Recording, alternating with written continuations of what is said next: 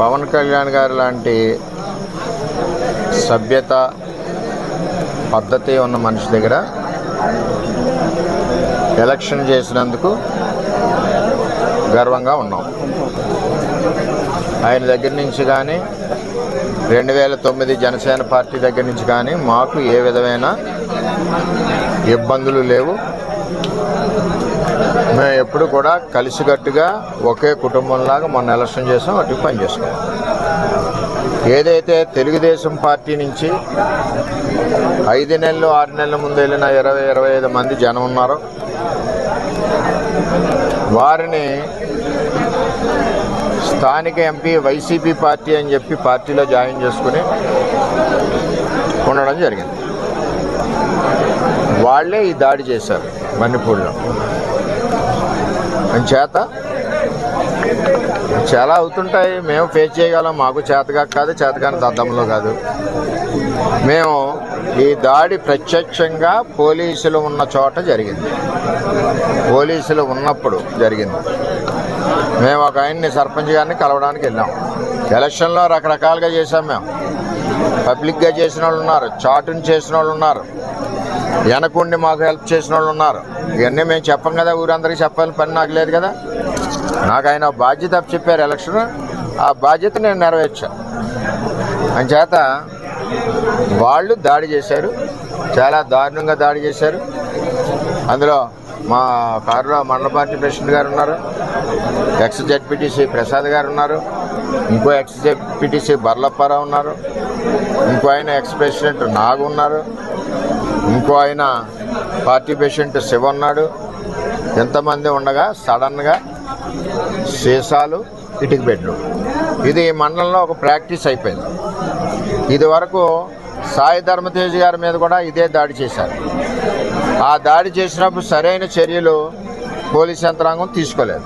ఆఖరికి వాళ్ళు వెళ్ళిపోయాక దాడి జరిగిందన్నారు తప్పితే, వాళ్ళు ఉండగా దాడి జరిగి దెబ్బలు తగిలితే వాళ్ళు వెళ్ళిపోయాక దాడి జరిగిందన్నారు. సరే, ఇదంతా కాంట్రవర్సీ ఎందుకని మేము మాట్లాడుకుంటున్నాం. ఇది నన్ను చంపడానికి కుట్ర జరిగింది. అంటే నాకు కూడా కార్యకర్తలు కూడా 150 మంది కూడా ఉన్నారు కాబట్టి ఇవన్నీ సీసం పెంకులు, ఒళ్ళంతా కారులో ఇటుక బెడ్లు, 2-3 గాయాలు, ఇవన్నీ జరిగినాయి. సరే, చూద్దాం ఏమవుతాం. ఇవన్నీ ఇటువంటి పిరికి బంద చర్యలకు భయపడేది ఏమి ఉండదు. వర్మ ఎప్పుడు కూడా 22 ఏళ్ళ నుంచి ఉన్నాడు, ఎప్పుడు కూడా ఇటువంటి వ్యవహారం జరగలేదు. ఈ సంస్కృతి పిఠాపురంలో ఇప్పుడే వచ్చింది. ఇప్పటి వరకు పిఠాపురంలో ఇటువంటి సంస్కృతి లేదు. చట్టం ఉంది కదా.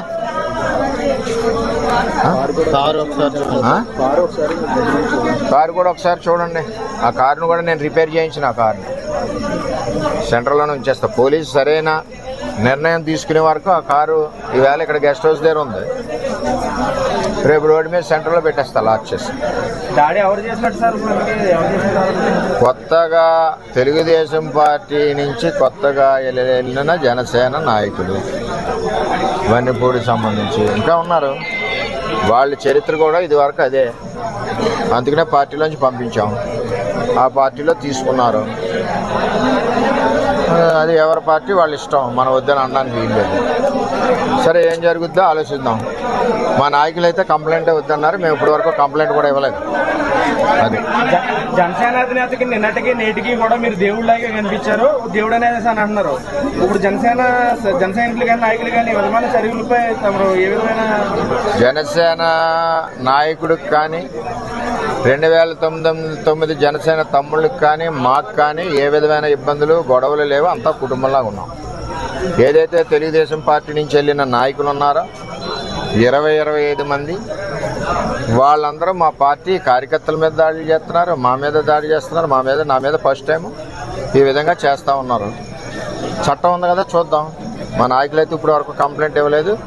నాయకులు మా మండల పార్టీ ప్రెసిడెంట్ గారు ఇల్లు చూసి కంప్లైంట్ ఇవ్వాలా.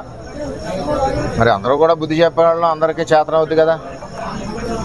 ఏం చేయాలన్నది వాళ్ళు నిర్ణయిస్తారు. సార్, ప్రాణాలను సైతం పణంగా పెట్టి మీరు పవన్ కళ్యాణ్ గారు నిర్దేశంలో కీలక పాత్ర వహించారు. ఈ రోజు మీరే చెప్తున్నారు ప్రాణాలు కూడా తీయబోయారని చెప్పి అదే జనసేన కార్యకర్తలు వన్నిపూడి గ్రామంలో అంటున్నారు. అసలు ఏంటి సార్ ఇక్కడ సవరణ జనసేనలోకి తెలుగుదేశం పార్టీలోంచి వెళ్ళిన కొత్త జనసేన కార్యకర్తలని చెప్తున్నాను.